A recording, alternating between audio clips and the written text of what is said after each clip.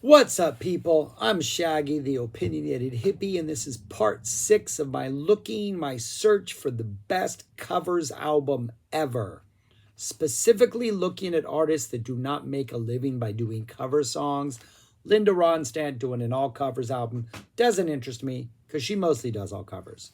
Trying to find established artists who usually late in their career are like, I'm going to do a covers album. And this is these albums. I don't like them, don't listen to them, but I thought, why not find the best one ever and see if I discover something good? Today, Ann Wilson from Heart, we're going to do her 2007 album, Hope and Glory. This was her first solo album, but she did have quite obviously a career with Heart. There are 12 songs on here. The last one is not a cover. The last one Ann Wilson co-wrote, but there's 11 songs. That's enough. Doesn't have to be a complete cover album. If you have 11 out of 12 songs as covers, and they're like this selection of covers, I'm going to do it. When I do my ranking, I'm going to give every song a point if I like it, or not a point if I don't. I might award extra points at the end for choice of artists, for choice of songs, for those intangibles, maybe, just cuz. 11 songs. Opens up with Goodbye Blue Sky, cover of the Pink Floyd song. Reminds me of more recent era Robert Plant. Carry Fire in particular, that album, and sort of the vibe, that's sort of like low, not lo-fi, but almost low simmering alt country, electric folky, like some roots rock, but it's all mixed in and it just feels kind of gritty and dirty and kind of ominous and has like that sort of can't really describe Robert Plant mystical feel about it. A lot of these songs, that's what Ann Wilson is tapping into, is that kind of vibe. We know she has the pipes. Her voice is absolutely amazing. We know that Heart has sort of made a name for themselves out of that Stairway to Heaven cover, which every single reactor on YouTube has ever reacted to. So Ann Wilson can do that. She can stand up to a comparison to any Robert Plant album. The Goodbye Blue Sky, it's absolutely fantastic.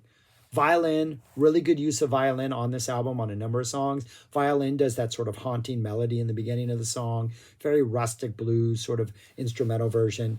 Great opener, kind of funky, kind of tight, kind of indie. Absolutely amazing. This album is pretty absolutely amazing. As I go through it, there's a number of songs on here, almost like the first 1, 2, 3, 4, 5, 6, I did not have a problem with. And not only did I really, really like them, I did not want to go back and listen to the original. The Goodbye Blue Sky opener is fantastic. I don't need to go listen to Pink Floyd's version to have enjoyed this song. Whatever she captured here, like she captured the essence of that song, made it her own. Second song, Where To Now St. Peter, an Elton John cover. Yeah, you're getting mad props for that choice. Elton John's a good choice, and you pick Where To Now St. Peter off a Tumbleweed Connection. Excellent choice. Elton John sits in and sings with her. There's a lot of duets on here. Some of them I think are like absolutely fantastic. Winona Judd sits in on We Gotta Get Out of This Place, kind of elevates that to the next level. I'm not sure I need Elton John on this. Ann Wilson's voice is good enough to carry this song, and I would like to have heard her do the entire song. Is Elton John perform well? Does he sing well? Is he kind of hold his own? Yeah. My complaint is I just want more Ann Wilson. But Where To Now St. Peter? We're 2 for 2 so far. Third song, a cover of Lucinda Williams Jackson off Car Wheels on a Gravel Road. Awesome, awesome album. This song made me go back and listen to the album. Not because I needed to listen to Jackson again, but because it reminded me of an album I had not listened to long enough. And this is a great version. Katie Lang sings with her. There's a lot going on acoustically. It's a little more dynamic musically than the Lucinda Williams version, which has a little more starker vibe. But it's true to the vibe. All the singing is fantastic. It's a great choice. Yeah, we're 3 for 3 so far. I want to listen to this album again. Next is The Animals, We Gotta Get Out of This Place. Stand-up bass. Like, there are certain songs where, like, there's one element you can't lose. If you lose that element to, like, make an artistic statement, your artistic statement better be pretty strong. The bass on this is that element where if you lose the bass on We Gotta Get Out of This Place, your artistic statement better be pretty strong. Anne doesn't lose the bass. She just gives it a nice, like, upright bass type jazzy feel. Her voice is absolutely fantastic. Winona comes in and starts absolutely beautiful singing. There's a really loose vibe to this for such a tight animal song, and such a song that I think a lot of people have covered. Like, I've seen Blue Oyster Cult cover this song. They do a really good job of maintaining that urgency, that desire, but at the same time, there's a looseness to the performance. There's a looseness to the music. Absolutely amazing. Strings come in and work. All the little bells and whistles that she adds to these performances are really, really well done. The standout on this album, and I think it was like a huge internet download when this came out, I think I read, Immigrant Song. Immigrant Song, what she does here is, if somebody's going to cover the Immigrant Song, I think there are certain things you want to hear, like certain drops, certain grooves, just certain screams. Like the Immigrant Song is like, 3 minutes of just Led Zeppelin perfection. Ann Wilson manages to meet your expectations and yet at the same time defy your expectations with this cover. It's the best reimagining of the Immigrant Song possible. Ann Wilson can do it because she can sing. It's almost minimalistic, kind of moody, kind of atmospheric. It's almost like a deconstructed version, but everything you want. Those riffs, just all those little interesting pieces that drop throughout the song, they're somehow still here. And they somehow still sound menacing and sound maybe not otherworldly in like a really weird space sense, but otherworldly in like a Stephen King Dark Tower, like zombie type, post-apocalyptic type weird sense. I don't know. The Immigrant Song, I think, is almost worth the entire album. It's absolutely fantastic. We get 2 covers of the Youngbloods on here. The first is Darkness, Darkness, which is interesting because that's a song that Plant also covered on the Dream album, Dreamland, was that what it was? Dreamland, Dreamtime, Dreamland, I believe it was. Captures the same vibe as the original. I do think maybe the original is better than both this version and Robert Plant's version, but at the same time, there's something kind of unique about this, something that makes it work. I don't listen to the Youngbloods a lot. Pretty much, I think the only reason I'm kind of familiar with the song is because of the Robert Plant version, but pretty good. The one mistake on here, or at least the first mistake we get, there's a cover of Bad Moon Rising, and she goes like country fiddle version. Gretchen Wilson sings with her. This, to me, I think was a mistake. I think with her voice, something like I Wrote a Song for Everyone, or like a swampier song, just going like the obvious Born on the Bayou or a Run Through the Jungle, or something where she can like really bring out that rock vibe of hers, or like a late cut. I just don't think this was the right choice. I'm not happy with the Bad Moon Rising. I don't think it's bad. I think a better choice could have been made. Neil Young, we get War of Man, which was on that Harvest Moon album. Awesome choice. Little more of a more of a low simmer rock vibe than Neil's version. Electric guitar just kind of lurking out there in the background. There's like always this threat that the song's just going to get bigger and bigger and bigger, but never does. Interesting Neil Young choice of all songs. Alison Krauss appears on this with, and yeah, I mean, you get props for the choice. It's a good performance, good song, so interesting choice.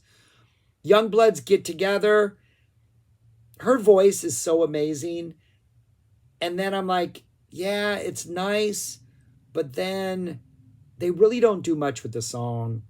But then it's not a duet, it's a quartet. Her sister sings on it, Nancy. Deanna Carter sings on it. Winona Judd is singing on it. And even though it's pretty much a straightforward song of Get Together, they don't do much with it. By the end of the song, I'm like, those singers sound amazing together. The vocal performances are amazing. Yeah, this is them just like showing off, but it sounds good. Next is John Lennon's Isolation. This is a song that maybe no one can cover. I think the only way Ann Wilson could ever cover Isolation, she can do it vocally. She's got the voice. But unless her heart just got broken and she's trying to quit doing drugs and she's locked in a room and she's tearing her soul out of her body, I don't think anybody can cover Isolation. Just kind of doesn't work. I mean, John Lennon's is so raw and so, wasn't he going through like primal scream therapy when he recorded that album, and like all of that is just so visceral in the music. Props for Isolation. It would probably be a fun thing to see live as like a set piece in there where she can just go off. Just can't compare to the John Lennon version.